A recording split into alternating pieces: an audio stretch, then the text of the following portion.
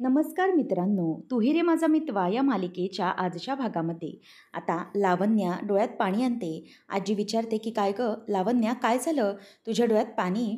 तेव्हा ती म्हणते की मला आजी भीती वाटते. तेव्हा आजी विचारते की काय गं, कसली भीती? ती म्हणते की ARची. मला भीती वाटते की AR माझ्याशी लग्न तर करेल ना? तेव्हा ती म्हणते की अगं असा का विचार करतेस तू?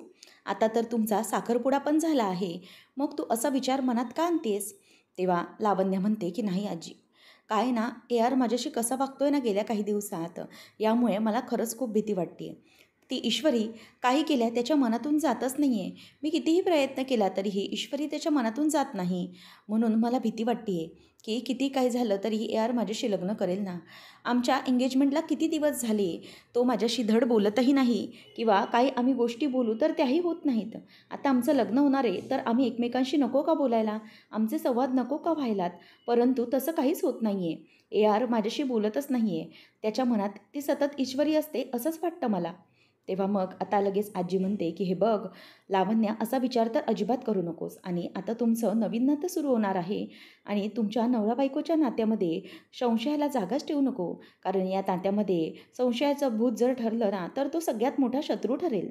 त्यामुळे काही झालं तरी ही एक गोष्ट लक्षात ठेव की आता त्या ईश्वरीचा पण साखरपुडा झाला आहे. थोड्या दिवसातच तिचंही लग्न होईल. त्यामुळे तो ईश्वरी नावाचा चॅप्टर हा कायमचा क्लोज होईल. म्हणून तू विचार करू नकोस आणि अर्णवला थोडा वेळ दे. त्यावेळेला लगेच आता वल्लरी म्हणते की हो आजी, म्हणजे हे फक्त ती बोलत असली असती ना आणि जर ते खोटं असलं असतं तर मीही तिला ओरडलेच असते संशय घेतल्यावर. परंतु अर्णवचं गेले काही दिवस तुम्ही वागणं बघताय ना आई, जे काही तो वागतोय त्यावरून हे स्पष्ट दिसतंय की अजूनही त्याच्या मनातून ती ईश्वरी कुठेही गेलेली नाही आहे. म्हणूनच मला असं वाटतंय की काहीही प्रॉब्लेम व्हायच्या आत आपण ना लग्नाचा मुहूर्त काढून मोकळा होऊ. म्हणजे काय, एकदा की लग्न झालं यांच्या दोघांचं की सगळं डोक्यावरचं आपल्या टेन्शनच गेलं समजायचं. म्हणूनच आई मी काय म्हणते, आपण ना लवकरात लवकर लग्नाचा मुहूर्त काढूया. नाहीतर एक काम करूया ना, आपण आजच गुरुजींशी बोलून मी आज लग्नाचा मुहूर्तच फायनल करून टाकते. मग त्या मुहूर्तावर आपण लग्नच लावून टाकू. तेव्हा आजी म्हणते की नाही वल्लरी, यावेळेला मला घाई केलेली चालणार नाही. हां, साखरपुड्याच्या वेळेला अगदी घाईघाईने मुहूर्त काढून आणि तिचे मामा मामी असताना आपण हा साखरपुडा उरकून घेतला. परंतु आता लग्नाच्या बाबतीत तसं घडणार नाही. लग्नाच्या वेळेला तिची आई इथे हजर असायला हवी. येत्या लक्षात? आणि आपण साखरपुडा लावला आणि आपली जबाबदारी म्हणजेच तिच्या आईची जबाबदारी तिने पूर्ण केली. आता जोपर्यंत तिची आई येत नाही तोपर्यंत आपण आपली जबाबदारी पूर्ण करायची नाही. जेव्हा ती येईल तेव्हाच आपण लग्नाची बोलणी पुढे करूया. असं ती वल्लरीला बजावते आणि लावण्याला म्हणते की समजतंय मी काय बोलली आहे ते? तेव्हा ती हो आजी असं साळसूतपणे म्हणते आणि आजी आतमध्ये आता निघून जाते. नंतर अर्णव गाडीमध्ये बसलेला असताना राकेशच्या बोलण्याचा विचार करतो की लक्षात ठेव अर्णव, तुझ्या बहिणीला काहीही होऊ शकतं, तू काहीही पाऊल उचलल्यावर. त्यावेळेला मामा गाडीत बसतो आणि म्हणतो की अर्णव, सगळं काही तिथे कॅफेमध्ये सेट झालेलं आहे. तो शेंडे तिथे वेळेवर पोचतोयस. आता तुलाच योग्य ती संधी साधायची आहे. आणि हो लक्षात घे, तो शेंडे अगोदर तिला भेटू दे. त्यानंतरच मग तू त्याच्यासमोर जा. नाहीतर काय, जर अगोदरच तिने तुला पाहिलं तर ती तिथे थांबणारच नाही. तुझ्याशी न बोलता निघून जाईल. मी शेंडेला समजावलंय, अगोदर तो तिच्याशी बोलायला सुरुवात करेल आणि ऑर्डरबद्दल काहीतरी बोलेल. अचानक त्याला काहीतरी कॉल येईल आणि तो बाजूला जाईल आणि तीच संधी तुला साधायची आहे आणि ईश्वरीला सगळं काही सांगायचं आहे. येतंय का लक्षात मी काय बोलतोय ते? त्यावेळेला मग अर्णव म्हणतो की हो मामा, माझ्या लक्षात येतंय तुला काय म्हणायचं ते. परंतु मामा म्हणतो की आत्ता काय? तेव्हा मग मामाला तो सांगायला लागतो की मला जरासं टेन्शन येतंय. ईश्वरीने सगळं ऐकून घेतलं पाहिजे. मामा म्हणतो की नको काळजी करूस, घेईल ईश्वरी सगळं ऐकून. तुला तिला सगळं व्यवस्थित सांगावं लागेल. कदाचित ती सुरुवातीला चिडेल पण तिला हे सांगणं सगळ्यात जास्त महत्त्वाचं आहे. अर्णव म्हणतो की मामा, मला खरंच खूप टेन्शन आलं आहे की हे सगळं ईश्वरी ऐकून घेईल ना. खरं तर हे सगळं तिला सांगायलाच हवं आहे. काही झालं तरीही राजेश हाच राकेश आहे हे तिच्या कानावर मला घातलं पाहिजे. आणि किती काही झालं तरीही लग्न मोडलंच पाहिजे. कारण ताई आणि मिस इंदोरची लाईफ ही माझ्यासाठी खूप महत्त्वाची आहे आणि मिस इंदोरला मला असं संकटात टाकायचंच नाही आहे. त्यावेळेला मग आता लगेच मामा म्हणतो की हो, कारण तुझं तिच्यावर खूप प्रेम आहे बरोबर ना? तेव्हा लगेच तो हो असं अनावधानाने बोलून जातो. तेव्हा मामा म्हणतो की बघितलं, पकडलं ना मी तुला. इतके दिवस मी तुला विचारत होतो, अंजली पण विचारत होती की तुझं ईश्वरीवर प्रेम आहे ना, परंतु तू त्यावेळेला नकार देत राहिलास. आता पटकन का होईना परंतु तू लगेच उत्तर दिलंसच ना. मला समजतच होतं. नाही, मला माहीतच आधीपासूनच हे सगळं माहीत होतं, की तुला ईश्वरी आवडते ते. अंजलीला पण हे सगळं माहिती आहे आणि त्याचप्रमाणे आकाशलाही डाऊट आहेच तुझ्यावर ना. तेव्हा तो म्हणतो, की हे सगळं मी आता आईला जाऊन सांगू का? म्हणजे ती त्या लावण्याचा विषयच कट करून टाकेल ना. तेव्हा अर्णव म्हणतो, की नको मामा, यामधलं कोणालाही काही सांगण्याची गरज नाही आहे. आलंय का लक्षात तुझ्या? कोणालाही काही सांगायचं नाही. तेव्हा मामा म्हणतो, की अरे पण कशासाठी? जर हे तुझ्या योग्यतेचं असेल आणि त्यामुळे तुझं आयुष्य जर व्यवस्थित होत असेल तर का नको सांगू मी. तेव्हा अर्णव म्हणतो, की नको, काही झालं तरीही आता माझं लग्न ठरलं आहे, त्या ईश्वरीचं लग्न होत आहे. खरं तर मी तिच्या लग्नाच्या मध्ये येणारच नव्हतो आणि ती या लग्नामुळे खूप खुश होती खरं तर. परंतु तू आता एक गोष्ट लक्षात घे, तुला हे कोणालाही सांगायचं नाही आहे, तुला आईची शपथ आहे. असं म्हटल्यावर मामा गप्पच बसतो आणि म्हणतो, की आता काय, तू सात्विका ताईची शपथ दिली म्हटल्यावर मला गप्पच बसावं लागेल ना. तेव्हा अर्णव म्हणतो, की थँक्यू. कसं आहे ना मामा, काही झालं तरीही हे सगळं खूप क्रिटिकल आहे. मी हे सगळं ईश्वरीला सांगेन, त्याचे काय परिणाम होतील हे मला माहीत नाही. आणि त्यातच ईश्वरीच्या बाबतीत हे घडेल आणि तिथे ताई, तिलाही याचा धक्का कुठेतरी बसूच शकतो. म्हणूनच मला जरा काळजी वाटते. किती काही झालं तरीही हे सगळं ईश्वरीला सांगितल्यानंतर ताईपर्यंत ते कशा पद्धतीने पोचेल आणि पोचेल तर तिला त्यातून सावरायचं कसं आणि कशा गोष्टी तिच्यापर्यंत समजवायच्यात आणि राजेश आहे त्याचं सगळं सत्य हे सांगायचं कसंच आणि जर सांगितलं तर तिची हालत काय होईल, या सगळ्या गोष्टींचा आपल्याला विचार करावा लागेल. तेव्हा मग आता मामा म्हणतो, की बघ आता कसं अगदी बरोबर बोललास, हेच मी तुला सांगण्याचा प्रयत्न करतोय, की या सगळ्या गोष्टी अगदी व्यवस्थितपणे सांभाळून घे. आणि मला तरी वाटतंय, की जर अंजलीला हे सगळं समजलं तर तिला हे सगळं व्यवस्थित सांगायला हवं आहे, समजवायला हवं आहे. तेव्हा मग त्यावर अर्णव म्हणतो, की हो. आणि आत्तापर्यंत मी गप्प होतो, कारण मला असं वाटत होतं, की ईश्वरी ही योग्य डिसिजन घेते आहे आणि ती लग्न करते आणि ती आनंदी आहे. परंतु आता जे ती करते ते खूप चुकीचं करते हे तिला समजवायलाच हवं, असं तो आता सांगत असतो. आणि त्यानंतर इथे संजय हा मस्त चहा पीत पेपर वाचत बसलेला असतो. तेवढ्यातच एक मुलगी ही अननोन नंबरवरून त्याला कॉल करते आणि तो म्हणतो, की बोलो कोण आहे. तेव्हा मग ती म्हणते, की मी ईश्वरी देसाईबद्दल बोलायला फोन केला आहे. म्हणजे तुमच्या मुलीचं लग्न ठरवताय, तुम्ही स्थळ बघताय असं समजलं. तेव्हा तो म्हणतो, की नाही नाही, तुमचा काहीतरी गैरसमज होतो आहे, स्थळ वगैरे बघत नाही आहे, तिचं लग्न ॲक्च्युली ठरलेलं आहे. तेव्हा मग ती म्हणते, की अच्छा, म्हणजे ते सात्विक फॅशनचे मालक अर्णव राजे शिर्के यांच्याबरोबर तिचे बॉस जे आहेत त्यांच्याबरोबर ठरलं आहे का लग्न. तेव्हा तो म्हणतो, की नाही नाही, तुमची काहीतरी गलतफहमी होते, तिचं लग्न हे राकेश नायक त्यांच्यासोबत ठरलं आहे, वकील आहेत ते, असं चिडूनच तो तिला फोनवर बोलतो. तेव्हा ती म्हणते, की अच्छा, नाही म्हणजे ना मला आता ती अर्णव राजे शिर्के यांच्यासोबत दिसली ना कॅफे रेनबोमध्ये, म्हणूनच मला असं वाटलं की त्या दोघांचं लग्न ठरलं आहे म्हणून. तेव्हा मग आता तो म्हणतो, की काय काय बोलताय तुम्ही. तेव्हा ती म्हणते, की हो, मला ती अर्णव राजे शिर्के यांच्याबरोबर कॅफे रेनबोमध्ये भेटली होती, म्हणूनच मला असं वाटलं की हे सगळं ती मुद्दाम म्हणजे खरं सांगते की काय. तेव्हा लगेच आता तो म्हणतो, की एक मिनिट. आता मग तो खूपच वैतागतो आणि इशू हे काय करतेस तू, असं म्हणून चिडूनच घराच्या बाहेर पडतो. तर इथे ज्या मुलीने कॉल केलेला असतो तिला राकेशनेच कॉल करायला सांगितलेलं असतं. आता राकेशला ती आल्याबरोबर म्हणते, की कशी वाटली ॲक्टिंग.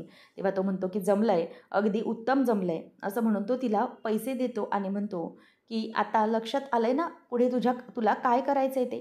तेव्हा ती म्हणते, की हो हो आलंय लक्षात माझ्या, असं म्हणून ती पैसे घेऊन तिथून निघून जाते. आता राकेश मात्र गालातल्या गालातच हसत असतो, कारण एक मोठं काम तिने केलेलं असतं. पुन्हा एकदा तिने हे सगळं करून भांडणं लावून दिलेली असतात. आता ईश्वरी ही कॅफेमध्ये पोहोचते आणि ती मुलगी ही तिथेच बसून असते ईश्वरीची वाट बघत. आता ईश्वरी आल्याबरोबर जो ऑर्डर देणारा असतो क्लायंट त्याला शोधत असते.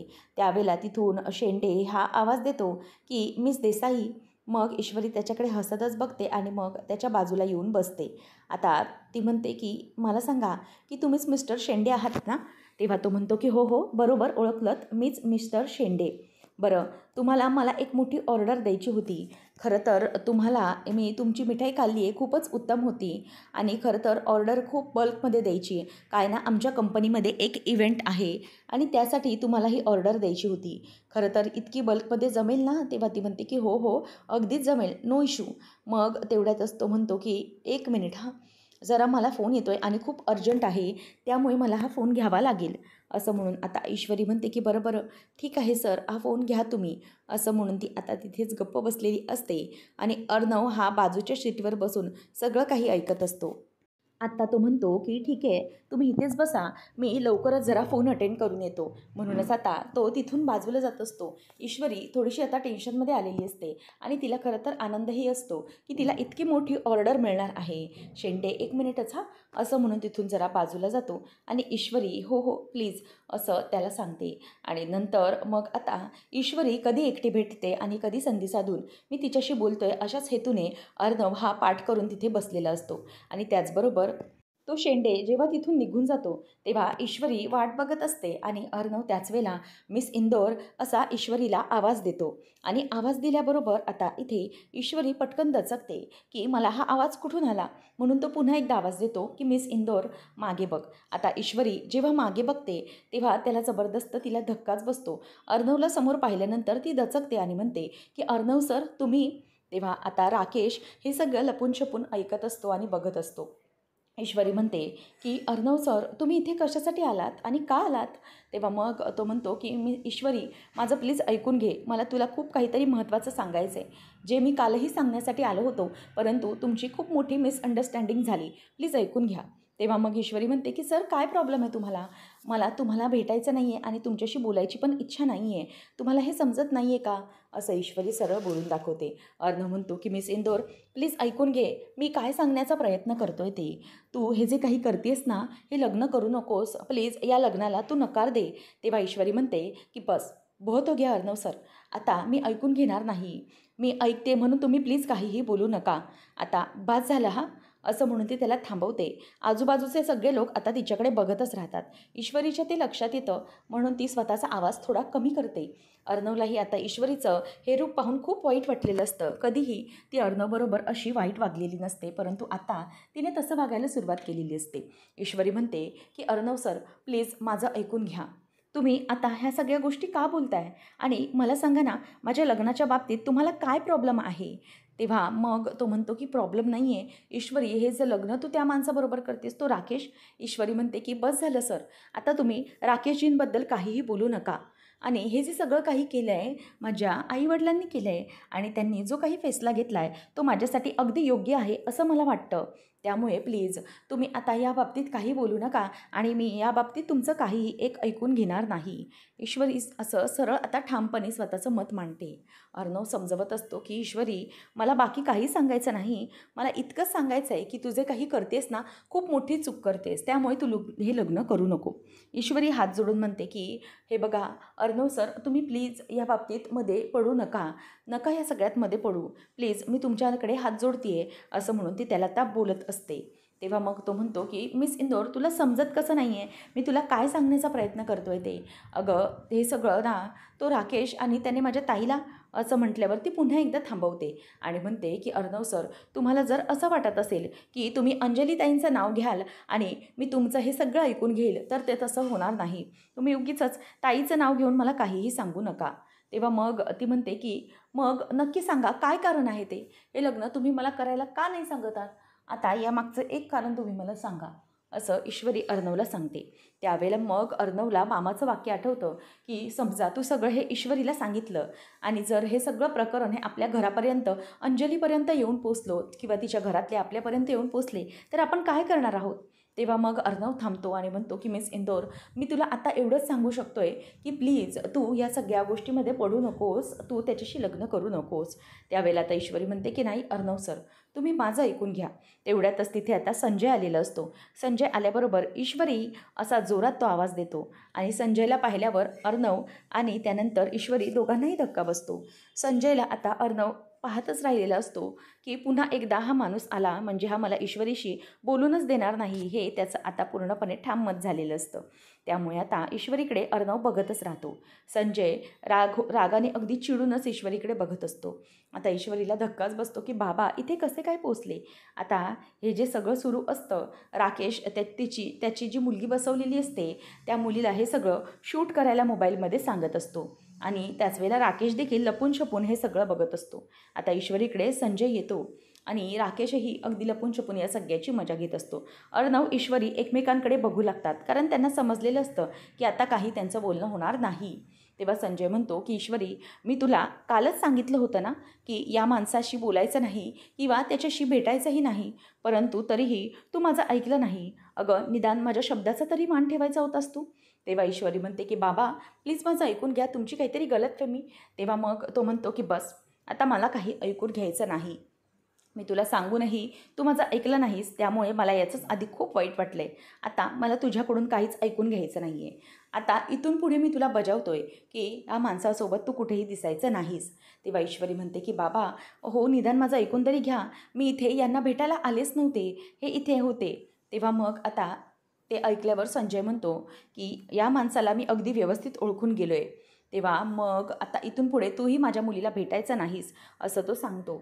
तेव्हा मग अर्णव म्हणतो की प्लीज सर माझं ऐकून घ्या, मी काय सांगण्याचा प्रयत्न करतोय ते प्लीज ईश्वरीच्या लग्नाच्या बाबतीत. तेव्हा मग संजय म्हणतो की इशू चल इथून, मला या माणसाचं काहीच ऐकून घ्यायचं नाही आहे, चल असं म्हणून तो तिचा हात धरून आता तिथून घेऊन चाललेला असतो. आणि ईश्वरी म्हणते बाबा माझं ऐकून तर घ्या, परंतु तो ऐकूनच घेत नसतो. ईश्वरीचा हात धरतो आणि तिच्या हाताला धरून तिला तिकडून खेचत घेऊन चाललेला असतो. परंतु तेवढ्यातच अर्णवही काही कमी हट्टी नसतो. तो पण तिथे ईश्वरीचा हात धरतो आणि तिथेच तिला उभी करतो. आता ईश्वरीचा हात अर्णवने धरल्यामुळे इथे संजयचा हात एका बाजूला आणि अर्णवचा हात एका बाजूला, अशा प्रकारे ईश्वरीला दोघांनीही धरलेलं असतं. तर इकडे ती राकेशने तिथेच ठेवलेली वॉचसाठी ती मुलगी हा सगळ्याचा व्हिडिओ बनवत असते. तेव्हा मग आता अर्णव हा काही बोलायला जातो तेव्हा संजय म्हणतो की सोड, माझ्या ईश्वरीचा हात सोड. त्यावेळेला आता ईश्वरीला प्लीज माझं ऐकून घ्या, मी काय सांगतोय ते. तेव्हा मग तो म्हणतो की सर प्लीज माझं ऐकून घ्या, तुम्हाला खूप काहीतरी मोठा गैरसमज होते, प्लीज माझं ऐकून घ्या असं अर्णव त्याला अगदी पोटतिडकीने सांगण्याचा प्रयत्न करतो. परंतु तरीही तो ऐकून घेत नाही आणि जोरात अर्णवच्या कानाखाली वाजवून देतो. आणि हे पाहिल्यानंतर ईश्वरीलाही जबरदस्त धक्का बसतो. ती म्हणते की बाबा हे काय करताय. त्यावेळेला तो आता ईश्वरीचा हात पटकन अर्णव सोडूनच देतो आणि अर्णव पुढे त्याच्यावर काहीच बोलत नाही. ईश्वरीने हे सगळं पाहून तिलाही धक्काच बसलेला असतो की अर्णव सर इतके चांगले असूनही आज असं घडतंय आणि अर्णव सरांनी आज चक्क या सगळ्याला फेस करून माझ्या वडिलांच्या मनात जागा करायची, तर हे सगळं घडून बसलंय याचं तिला वाईट वाटत असतं. तर इथे राकेशला मात्र मनातून अगदी आनंदाच्या उकळ्याच फुटत असतात. आता ईश्वरीचा अर्णवने धरलेला जो हात असतो तो संजय रागानेच बाजूला झिडकारून टाकतो आणि मग ईश्वरीला त्यामुळे खूप वाईट वाटत असतं. ईश्वरी आता अर्णवकडे बघतच राहिलेली असते. अर्णव आता तिच्याकडे बघत असतो. ईश्वरी आता काय करेल याचं त्याला याची ते वाट बघत असतो.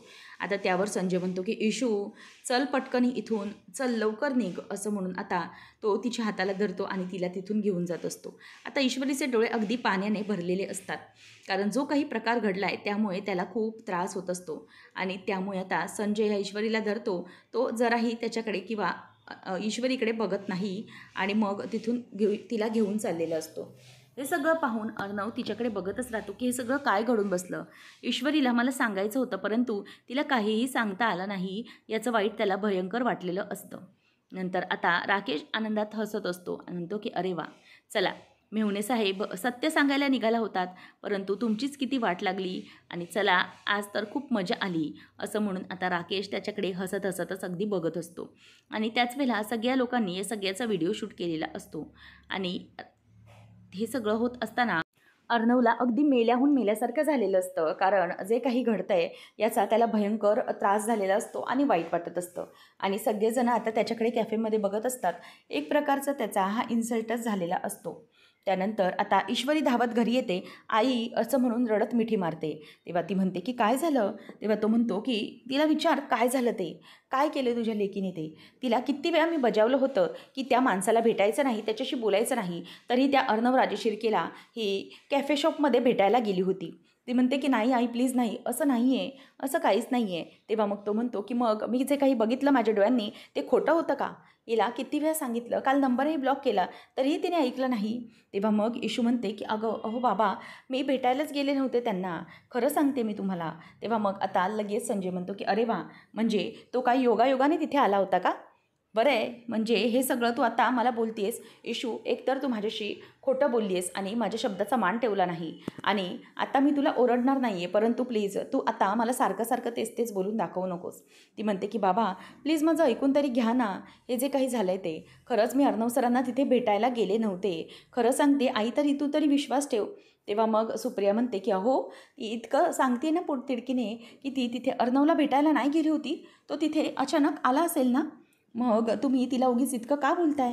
तेव्हा त्यावर संजय म्हणतो की हे बघ आता तूही तिचीच बाजू घे. त्याचबरोबर आता इथे लगेच ईश्वरी म्हणते की आई खरंच सांगते मी तुला, तुझी कसम घेऊन सांगते बाबा, तुमची कसम घेऊन सांगते मी की मी हे सगळं नाही केलं आहे. म्हणजे अर्णव सर तिथे कसे आले मला नाही माहीत. मला एक मोठी ऑर्डर मिळणार होती आणि त्या क्लायंटला भेटण्यासाठी मी तिथे गेले होते. त्यांचा फोन आला होता मला. मग अर्णव सर तिथे कसे आले ते मला नाही माहिती. प्लीज माझं आई ऐकून घे, तू तरी ऐकून घे. तेव्हा मग सुप्रिया म्हणते की हो बाळा मला माहिती आहे. त्यावर आता इथे जयू म्हणते की हे बघ इशू, तुला दादाने सांगितलं होतं ना की तू नको भेटूस किंवा नको बोलूस, तर नाही बोलायचं त्या माणसाशी. अगं ते माणसं कशी असतात ना तुला माहीत नाही. आणि आता तुझं लग्न ठरलं आहे. आपलं नशीब चांगलं आणि तुझं नशीब चांगलं की राकेशजी या बाबतीत काहीच इश्यू करत नाहीत. नाहीतर एखादी व्यक्ती असती तर या बाबतीत खूप मोठा कांड केला असता, त्यांनी खूप मोठा इश्यू क्रिएट केला असता. परंतु राकेशजी तसे नाहीत. ते समजून घेत आहेत ना आपल्याला. मग त्यांच्या समजूतदारपणाचा असा गैरफायदा तू घेऊ नकोस. लक्षात घे, काही झालं तरी राकेशजी चांगले आहेत, परंतु तू असं चुकीचं वागू नको. आणि दादांनी तुला सांगितलं आहे तर त्या माणसाला आता पुन्हा कधी भेटायलाच जाऊ नको, असं सरळ ती सांगत असते. त्यावेळेला मग आता इथे संजय म्हणायला लागतो की हे बघ ईश्वरी, काही झालं तरीही तू आता माझा एकदा शब्द मोडला आहेस, त्यामुळे मला विश्वास ठेवणं हे कठीण वाटतंय. तर इथे आता संजय म्हणत असतो की खरंच या मुलीचं मला समजतच नाही आहे. इतकं सगळं घडलं तरीही अशी कशी वागू शकते ती. त्यावर आता जयू म्हणते की इशू आता लक्षात घे, त्याची बाजू तुला अजिबात घ्यायची नाही आहे. काही झालं तरीही आता तुझं लग्न ठरलं आहे, त्यामुळे त्या माणसाची आता आपण कोणत्याही प्रकारचे संबंध ठेवायचेच नाही. आता ईश्वरीला सगळेजण खूप बोलून दाखवतात, तिला खूप ऐकवतात, त्यामुळे तिला वाईट वाटतं. त्यावर सुप्रिया म्हणते की थांबा प्लीज, आपण सगळेजण तिला बोलतोय, ती म्हणते तर निदान तिचं ऐकून तरी घेऊया. आणि तुम्हाला वाटतं का हो की ती माझी शपथ खोटी घेऊ शकेल म्हणून? तुम्ही कशाला उगीचच तिला इतकं बोलताय. ती खरंच सांगते ना की तिथे अर्णव येणार हे तिला माहीत नव्हतं. जर तिला हे माहीत नव्हतं तर मग तिला का तुम्ही उगीच बोलताय. आणि ती स्वतःच्या तोंडून सांगते की ती बोलली आहे, त्याला भेटण्याची इच्छा नाही आहे, बोलण्याची पण इच्छा नाही आहे. तेव्हा मग आता संजय म्हणत असतो की म्हणजे मी खोटा आहे का? मी यांना एकमेकांशी बोलताना पाहिलं नाही. आता मला याच्याबद्दल काहीच बोलायचं नाही आहे. इशू आज तुमने बहुत दिल दुखाया आहे मेरा, असं म्हणून आता तो तिथून निघून जातो. आणि ईश्वरी आईला मिठी मारते आणि म्हणते की आई प्लीज माझ्यावर विश्वास ठेवा. सुप्रिया म्हणते शांत हो.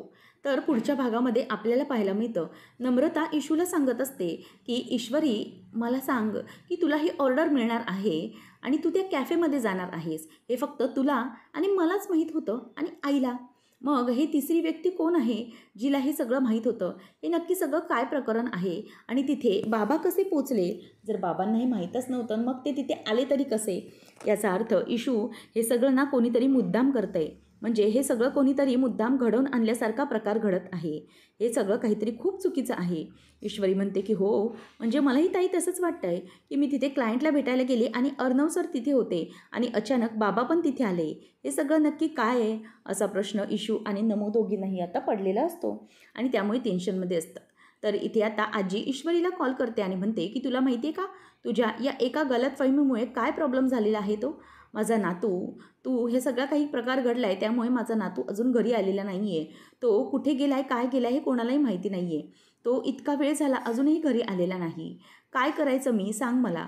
असं म्हटल्यावर आता ईश्वरीला धक्काच बसतो की अर्णव सर अजून घरी गेलेले नाहीत. नेमकं अर्णवने आता काय केलेलं असेल याची भीती तिला वाटत असते. आणि आजी पण आता ईश्वरीलाच दोष देत असते. आता ईश्वरी नेमकं काय करणार आहे, अर्णवला ती पुन्हा कसं काय आणणार हे पाहणं रंजकतेचं ठरणार आहे.